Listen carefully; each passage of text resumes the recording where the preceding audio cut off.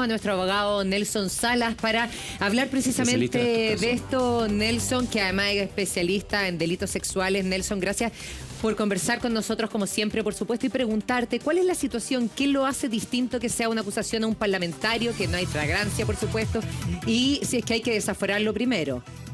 Buenos días, Mari. Buenos días, Eduardo. Buenos días, Nelson. Igualmente. Efectivamente, en este caso en particular existe una persona que tiene una investidura o calidad particular o especial.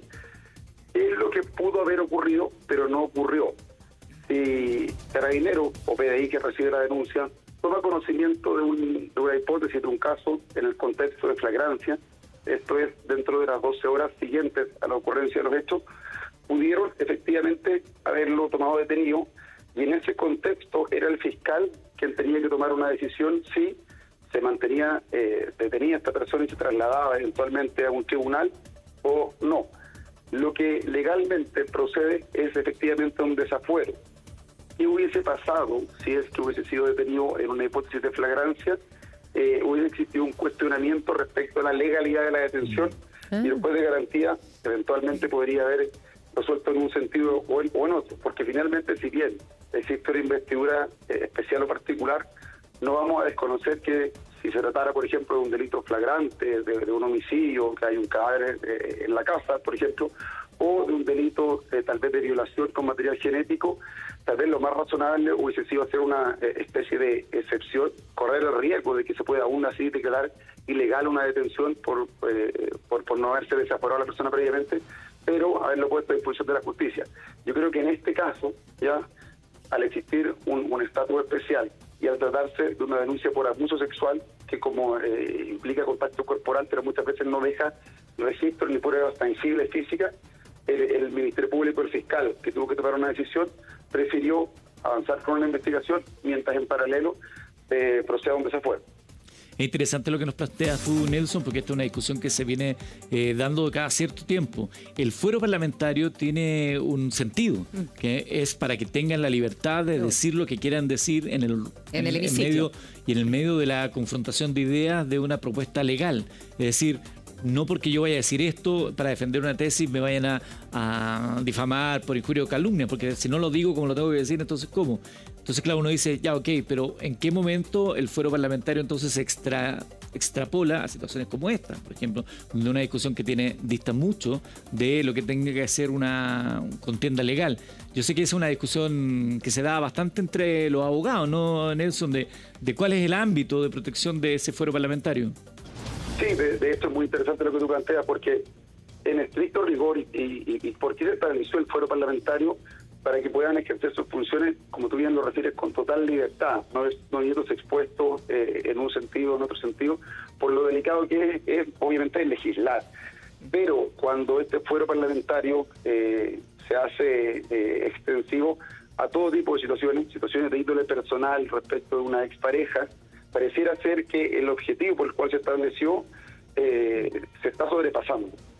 Sí, bueno, y esa es una discusión pendiente que tendrá que verse si se cambia, por supuesto, en casos como estos. Pero Nelson, entonces, lo que queda para hoy, por ejemplo, el diputado Jorge Durán no puede ser detenido por lo que tú estás explicando porque tiene fuero parlamentario.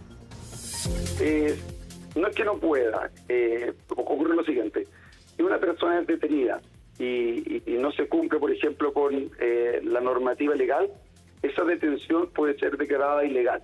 Por ejemplo, si transcurre, se sobrepasa en exceso el plazo de la flagrancia de 12 horas, pero aún así una persona es detenida y es trasladada ante la justicia, lo que su defensa va a alegar es que fue detenida fuera del periodo de flagrancia y esta detención puede caerse legalmente por ser ilegal. Acá ocurre lo mismo. Si una persona que tiene fuero es detenida, existe una infracción legislativa, ¿ya? Y el juez lo que puede hacer es decretar ilegal esa detención. Y en este caso sería, entre comillas, muy grosero, porque no podemos desconocer que el fiscal o los funcionarios conocen de esta investidura. Entonces, si bien un poco la respuesta sería, sí puede, pero no debe legalmente ser detenido.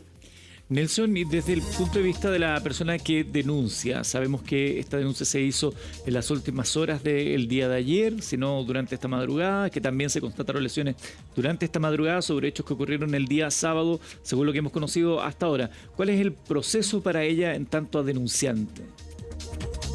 Bueno, efectivamente existe la denuncia y esto da un principio de ejecución en la investigación.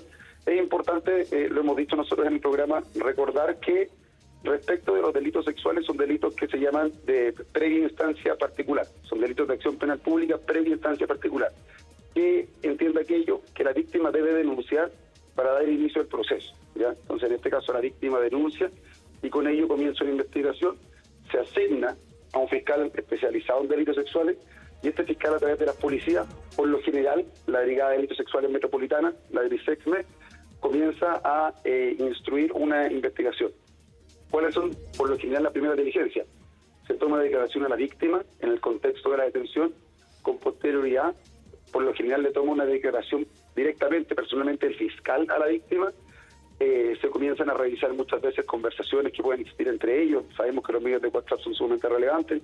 Cámaras de seguridad del edificio, del departamento. Se toma declaración a testigos. Dentro de los testigos más importantes, por lo general, son los testigos de la revelación. ¿Cuáles son estos? A quienes la víctima les contó este hecho. Y de esa forma, a pesar de que no hay muchas veces una prueba tangible, los fiscales comienzan a estructurar un caso que les permita después sostenerlo judicialmente. Claro, pero sabemos, Nelson, y lo hemos conversado en reiteradas ocasiones aquí en el matinal, que estos de alguna manera son de los delitos más difíciles de probar. Independiente de que aquí pasaron pocas horas, que la denunciante fue a constatar lesiones, también creemos en la presunción de inocencia, y hemos visto de todos casos que son reales y casos de denuncias que han sido falsas.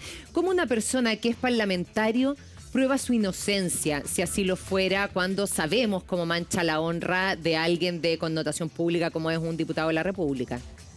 Sí, tú dices algo muy cierto, Mari, que son de los delitos más fáciles de probar, pero también son de los delitos más difíciles de dar cuenta que son falsos muchas veces. Entonces, es un arma de doble filo, tanto para el Ministerio Público como para la defensa, la acreditación o desacreditación.